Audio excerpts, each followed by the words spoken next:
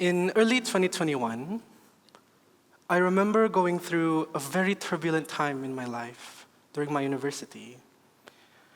I remember I had just lost a very significant pillar of my support system, which was a group of people that I spent the first 2 years of my university with.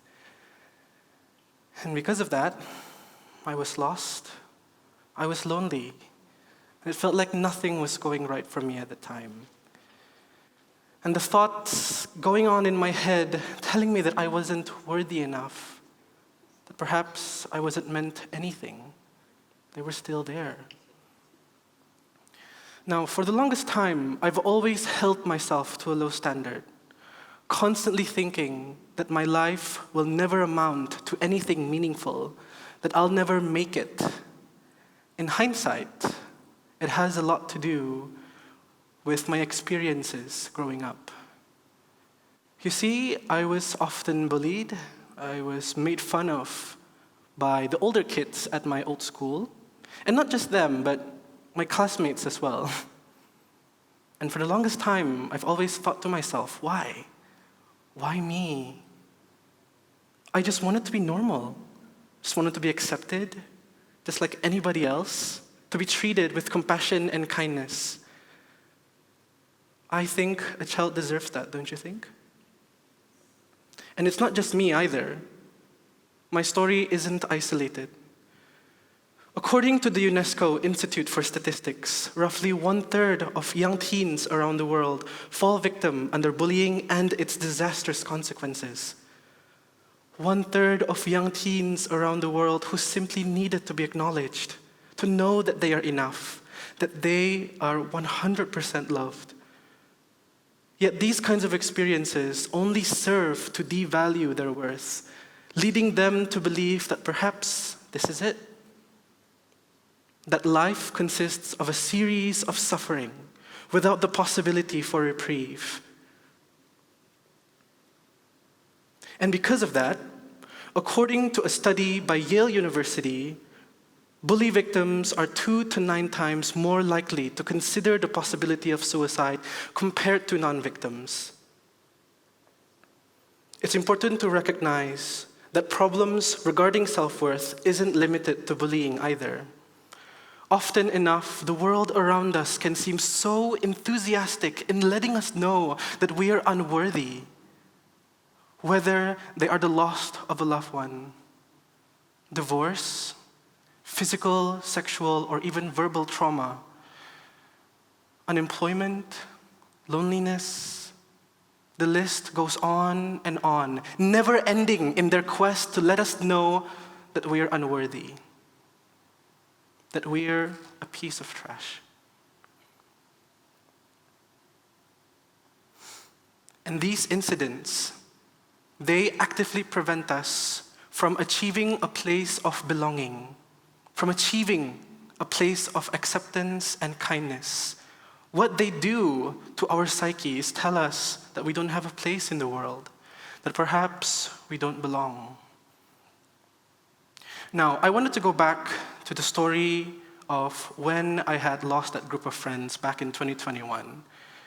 The remainder of my days were filled with any and all attempts to escape from the world, to distance myself from my thoughts, unscrupulous as they were, regarding my low self-worth. And amidst the sadness, amidst the chaos of all the crying and emotional singing in my room, I stumbled upon a quote, and it goes something like this: "A home wasn't a set house or a town on a map. Home was wherever the people who loved you were, whenever you were with them.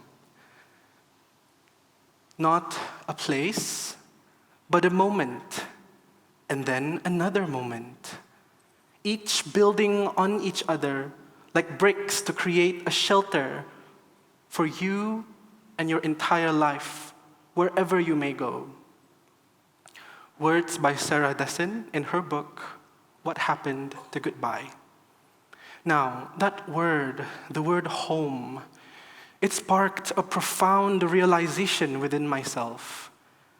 And the imagery that pops up in my mind as I recall that word, some of them included the heartwarming and vibrant laughter and smiles of my family and friends. The word also reminded me of the many times I frequented the coffee shops. And I remember sitting down and enjoying the ambience, the jazz piano playing in the background, and the raindrops settling against the window pane as I sat alone, thinking to myself that this is what a home feels like. And in those moments, in those small, miraculous moments that we often take for granted, are the moments that I felt most accepted. The moments where I was being kind to myself because I was allowing myself to smile instead of thinking about my flaws and or insecurities. That's a place where I can belong, where you can belong. And it's never far out of reach. You can begin right here, right now, as you recall the many moments in your life that give you meaning.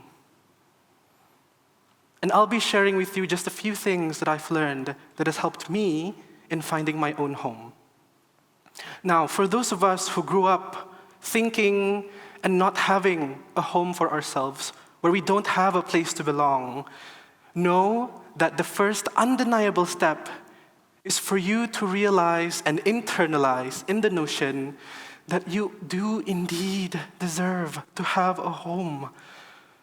That you deserve to have a place where you can belong just like anybody else, regardless of who you are or whatever may have transpired in your past. How wonderful a feeling and experience it is to have second chances, even when we haven't even done anything wrong, simply for the unfortunate circumstances in our life. Now, a significant part of this is self-acceptance. A home is fundamentally a place of belonging, and thus we need to accept ourselves as unconditional human beings, deserving of love. In fact, a study conducted by Cameron and Granger entitled Self-Esteem and Belongingness reported that there is a strong, inextricable link between self-worth and our sense of belonging. It therefore follows that the more we establish and build our self-worth on the basis that we are unconditional human beings deserving of love, the more likely we are to find our sense of belonging in the world. It's not impossible. I grew up thinking that I will never make it, or that I will never amount to anything. But it's not right for you to think those things. Now, once you have fully accepted yourself, however long a journey that may be, the world around you opens up in its beauty and meaning like you've never seen before. One thing that I like to do is to list down every single event, experience, moment, or memory that gives me meaning. And I list them down on Google Docs or any other preference you may need. And on those dark days where it feels like nothing is going right or that no one is there for you, refer back to this list.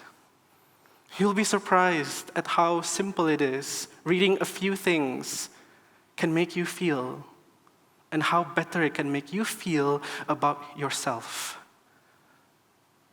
We tend to be so hard on ourselves. In the 21st century life, so many things and factors can interrupt our way of thinking, but it doesn't have to be that way.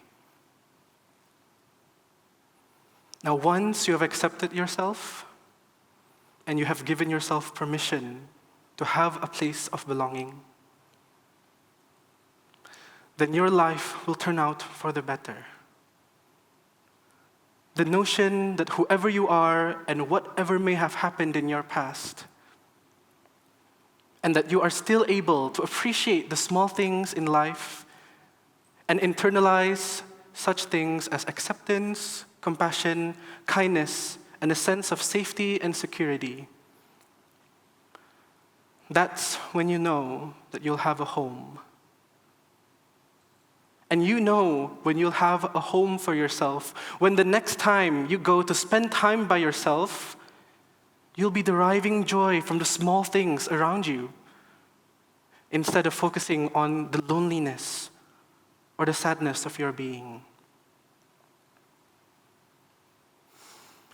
In 2015, the UN Sustainable Development Goals officially recognized mental health as a priority for global development for the next 15 years.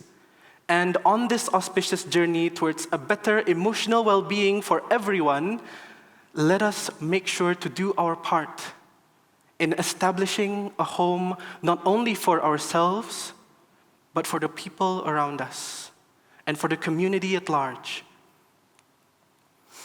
Before I end my talk, I would like to leave you with 3 things that I hope you'll keep in mind after this talk. 3 things that you can write down, that you can remind yourself on a daily basis, whatever it may be. 1, I am my own person. 2, I am worthy. And 3, I belong to myself. Thank you.